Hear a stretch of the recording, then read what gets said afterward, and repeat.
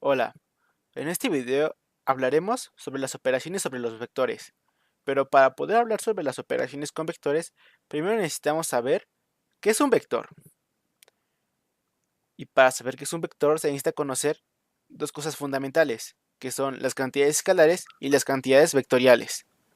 Por ejemplo, una cantidad escalar consta de una magnitud y una unidad de medida. En este caso, podemos poner de ejemplo a la rapidez. La rapidez tiene como una magnitud al 15 y una unidad de medida a los metros sobre hora. Lo mismo pasa para la distancia, que serían 12 su magnitud y kilómetros por hora su unidad de medida. Mientras que las cantidades vectoriales constan de una dirección, que es la línea roja, un módulo, que sería nuestra magnitud, un sentido, que es la cabeza de nuestro vector, y un punto de aplicación, que es el origen. Como ya hemos dicho, una cantidad escalar consta de una magnitud y una unidad de medida, que son y que puede ser no solamente una distancia, sino puede ser un peso, una distancia, un volumen, una presión, una densidad, un tiempo o una temperatura. Mientras que una cantidad vectorial consta de una magnitud, una dirección y un sentido. Aquí tenemos la magnitud, una dirección, un sentido y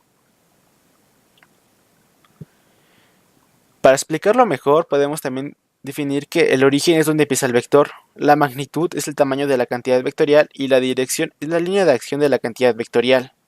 El sentido puede ser la cabeza y hacia dónde se dirige la cantidad vectorial. Aquí se muestra gráficamente cómo se representa un vector. Aquí tenemos un punto A, que es el origen, una magnitud, que es esta letra A pequeña, un sentido, que va a ser B, que es la cabeza, y una dirección, que es AB. Vamos en este video a definir dos operaciones con vectores, su suma y su resta. Suma de vectores. Para la suma de vectores existen dos métodos, que son los métodos gráficos y los métodos analíticos. En métodos gráficos vamos a definir este como el método del paralelogramo. Este método consta de poner los dos orígenes de los vectores en uno solo y trazar un vector en medio de ellos dos, a manera de que este vector A se pueda trasladar a la cabeza del vector B y así graficar esta línea recta, y así es como se representaría la suma del vector A más el vector B. También por el método analítico puede ser que sumemos componente a componente. Como sabemos que A1, A2 y A3 serían X, Y y Z, y B1, B2 y B3 serían X, Y y Z, podemos sumar cada una de sus componentes, por lo que nos daría que el vector resultante A sería A más B, que sería la suma de sus componentes en A1 más B1, A2 más B2 y A3 más B3. Para la resta de vectores, en un método gráfico podemos utilizar el método del triángulo, que es lo mismo, graficar los dos vectores en un punto de origen que ambos compartan y graficar otro vector que dé para la cabeza de estos dos. Esta sería nuestra representación gráfica de la resta del vector A menos el vector B.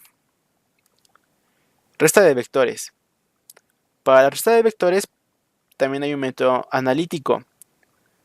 Como ya hemos dicho antes, A1, A2 y A3 sería nuestro componente X, Y y Z, y B1, B2 y B3 sería nuestro componente X, Y y Z.